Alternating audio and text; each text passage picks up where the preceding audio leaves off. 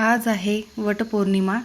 पतीला उदंड आयुष्य लाभावे, जन्मोजन्मी हाच पती मिळावा, यासाठी सर्व विवाहित महिला हे व्रत मनोभावे करत असतात.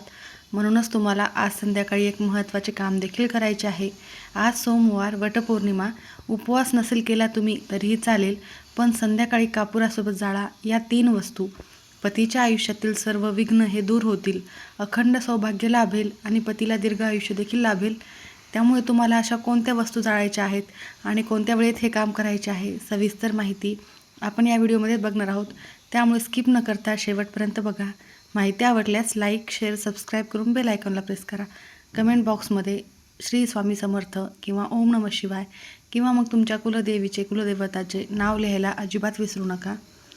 आजच्या वटपौर्णिमेच्या दिवशी सती सावित्रीने आपल्या पतीला बुद्धीच्या आणि पतिव्रता धर्माच्या बळावर यमराजाकडून परत सत्यवानाचे प्राण हे मिळवले होते. हे व्रत केल्याने महिलांना अखंड सौभाग्यवती राहण्याचे आशीर्वाद मिळतात अशी देखील मान्यता आहे. आणि वडाची पूजा आपण का करतो? वडाच्या मुळामध्ये भगवान ब्रह्मा, खोडामध्ये विष्णू आणि फांद्यांमध्ये शिवांचा वास असतो. वडाचे झाड हे शेकडो वर्ष जगते आणि कठीण परिस्थितीत टिकून राहते. म्हणूनच पतीलाही असेच दीर्घ आयुष्य मिळावे यासाठी वडाच्या झाडाची पूजा केली जाते. तुमच्या घरामध्ये जर काही नकारात्मकता असेल, त्यामुळे तुमच्या पतीची प्रगतीही थांबलेली असेल, तर आजच्या या शुभ दिवशी तुम्हाला हा उपाय करायचा आहे. कारण आज वटपौर्णिमा आहे. पौर्णिमा तिथी ही सोमवारी आलेली असल्यामुळे सोमवती पौर्णिमा असे देखील हिला म्हणण्यात येते. आणि सोमवार हा भगवान शिवशंकरांना समर्पित असल्यामुळे तुम्हाला हा उपाय कापुराचा आवर्जून करायचाच आहे. वटपौर्णिमेच्या दिवशी संध्याकाळी कापूर जाळणे हे धार्मिक आणि वास्तुशास्त्राच्या दृष्टीने अत्यंत शुभ मानले जाते. या दिवशी संध्याकाळी कापुरासोबत विशिष्ट वस्तू जाळल्याने घरामध्ये सुख, शांती आणि समृद्धी आणि सकारात्मक ऊर्जा देखील येत असते आणि तुमच्या पतीचे काम देखील मार्गी लागतील. मैत्रिणींनो, आपण दर पौर्णिमेलाच असे काही नवनवीन उपाय हे करत असतो. खूप धार्मिक आणि आध्यात्मिक महत्त्व या उपायांना असते. याने तुमच्या घरामध्ये सकारात्मक बदल हा 100% जाणवतोच. पण तो उपाय तुम्ही मनोभावे केला पाहिजे. घाईघाईमध्ये उपाय केला आणि झाला असे नाही. तर तुम्हाला मनामध्ये सकारात्मक भाव ठेवायचा आहे. वर्तमान काळामध्ये बोलून हा उपाय तुम्हाला करायचा आहे की तुमच्या घराचे कल्याण होत आहे, तुमच्या घरातील सर्व विघ्न हे दूर झालेले आहेत आणि प्रत्येक कामामध्ये यश आणि प्रगती पतीलाही मिळत आहे, मुलांची देखील प्रगती होत आहे. हे असे तुम्हाला वर्तमान काळामध्ये बोलायचे आहे हा उपाय करताना. कारण घरातील सर्व नकारात्मक ऊर्जा या उपायाने दूर होते, वातावरण हे पवित्र होते. धार्मिक मान्यतेनुसार पौर्णिमेच्या दिवशी हा उपाय केल्याने घरात पैशाची चणचण भासत नाही आणि साक्षात माता लक्ष्मीचा आशीर्वाद देखील प्राप्त होतो. वटपौर्णिमेला पतीच्या दीर्घ आयुष्यासाठी प्रार्थना केली जाते. त्यामुळे संध्याकाळी हा उपाय केल्याने पती पत्नीमधील नाते हे मजबूत होते. तर तुम्हाला हा उपाय कोणत्या वेळेत करायचा आहे? तर संध्याकाळी 5:30 वाजल्यापासून ते रात्री 11:30 वाजेपर्यंत कधीही हा उपाय करू शकता. परंतु तुम्ही तिन्ही सांजेच्या वेळेत केला तर सर्वाधिक उत्तम ठरणार आहे. कारण तिन्ही सांजेची वेळ ही माता लक्ष्मी घरी येण्याची वेळ असते.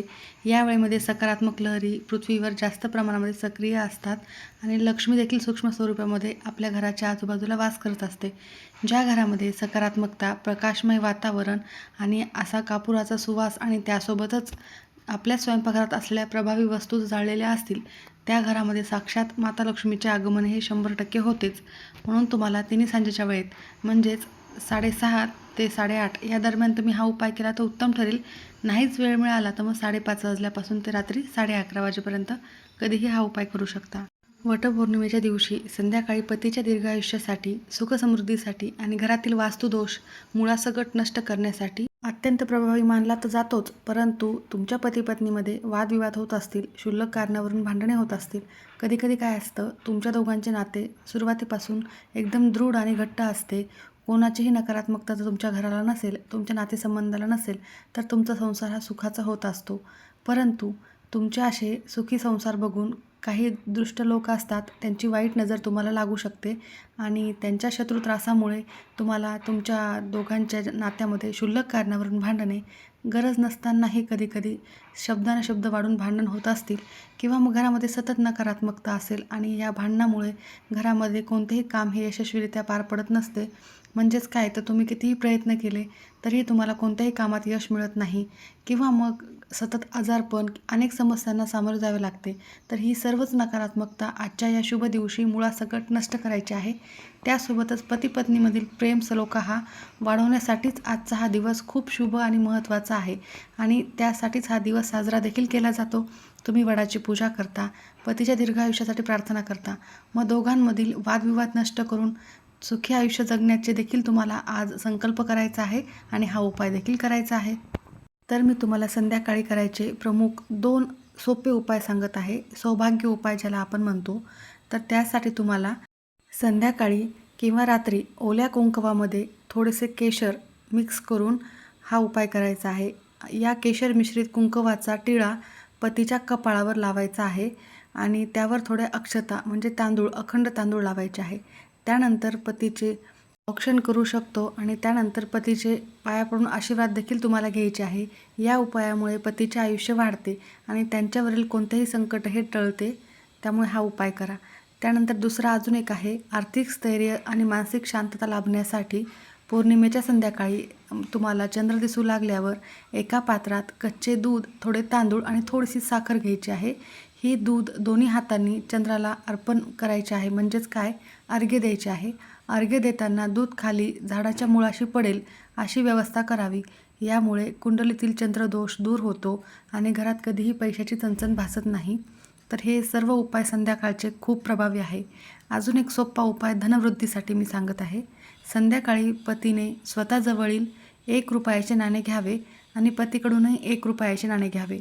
हे दोन्ही नाणे एकत्र करून घ्या आणि एका हिरव्या रंगाच्या कपड्यात बांधावीत आणि ती घराच्या पैशाच्या कपाटात किंवा तिजोरीमध्ये ठेवू शकता. तुमच्याकडे पिवळ्या रंगाचं वस्त्र असेल तर त्यामध्ये बांधले तरीही खूप महत्त्वाचे आणि फायदेशीर ठरेल. वास्तुशास्त्रानुसार या उपायामुळे घरात अखंड बरकत राहते. संध्याकाळी घराच्या मुख्य दरवाजाच्या डाव्या आणि उजव्या बाजूला गाईच्या तुपाचा चौमुखी दिवा लावणे शक्य झाले तर आवर्जून लावा. चौमुखी नाही शक्य झाले तर एकमुखी दिवा लावा.